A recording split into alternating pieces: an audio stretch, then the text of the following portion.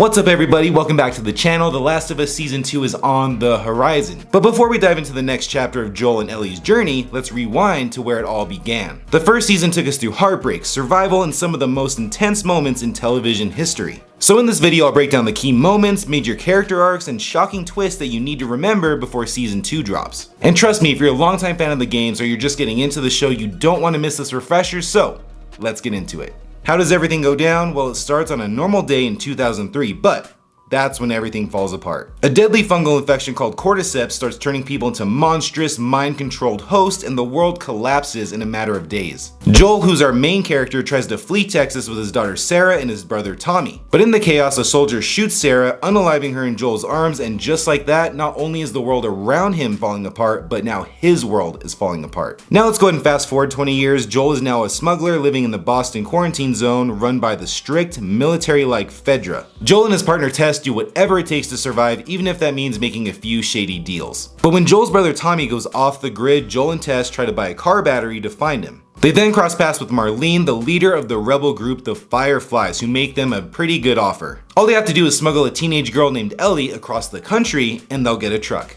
Seems pretty simple, right? But then comes the first big twist. Ellie is infected, but she's not turning. Turns out she's immune to it. Joel and Tess sneak Ellie out of the quarantine zone, dodging patrols and clickers, the terrifying fungus-infested monsters. But when they finally reach the state house to meet up with more Fireflies, they find out that the Fireflies are dead, and Tess reveals that she's been bitten. Tess makes a final stand by blowing herself up to save Joel and Ellie from all the surrounding clickers. But now Joel is stuck with Ellie alone and he is not thrilled by it. And here's where the show slows everything down for a beautiful, heartfelt love story. We flash back to 2007 where Frank, this guy from Baltimore, stumbles into Bill's doomsday prepper compound. Bill's a super paranoid guy, but he ends up letting Frank stay with him, and over time they fall in love, bonding over music, food, and just surviving together. And years later, Frank connects with Tess and Joel over the radio, and their two groups form a shaky friendship. But closer to present day, Frank is really sick and asks Bill to help him go out on his own terms after they get married. Bill can't imagine his life without him, so he goes too. So when Joel and Ellie arrive, they find a letter from Bill, and it says, "Protecting someone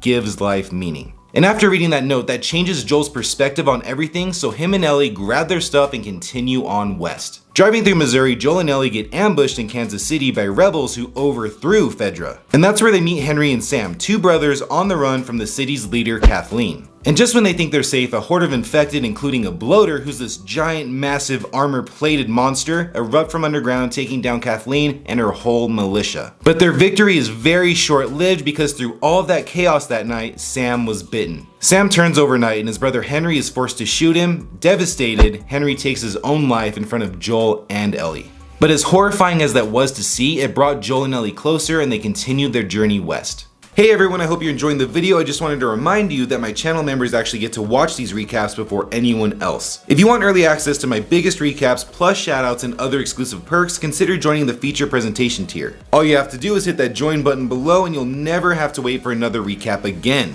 Alright, let's get back to the video. 3 months later, we see Joel and Ellie finally find Tommy in Jackson, Wyoming. And for the first time, we see Joel let his guard down. He's terrified, he's getting older, he's slower, and fears that he can't protect Ellie anymore. He asks Tommy to take her to the Fireflies instead of him. And Ellie overhears the entire conversation between those two and she is crushed. Everybody I have cared for has either died or left me. Everybody fucking except for you! So don't tell me that I'd be safe with somebody else, because the truth is, I would just be more scared. And after being told that, Joel changes his mind. He's finishing this journey with her. At a university in Colorado, they find the Fireflies have moved on to Utah, but before they can leave and go to Utah, raiders attack them. Joel ends up getting stabbed, and for the first time in this entire journey, Ellie is on her own. We get a flashback with her best friend Riley and how she got her bite. It's tragic, and now she refuses to lose someone else. So Ellie goes out on her own trying to find some way to save Joel. She's trying to find some supplies, and as she does that, she crosses paths with David, a preacher with a very dark secret. Turns out his group of followers are all cannibals. Ellie is now trying to fight for her life. David tries to assault her, but she brutally unalives him with a cleaver. Joel finds her afterwards, and for the first time, he calls her baby girl, the same thing that he called his daughter. Joel and Ellie finally find the Fireflies, but the doctors say that they have to remove a part of Ellie's brain in order to find the cure, which is gonna kill her. When Joel hears what they're gonna do to Ellie, he snaps and he massacres anyone that's in his way to save Ellie. That includes doctors, soldiers, and everyone in between. He eventually rescues Ellie, who's still unconscious from the surgery, and lies to her once she wakes up, saying that the Fireflies never even needed her.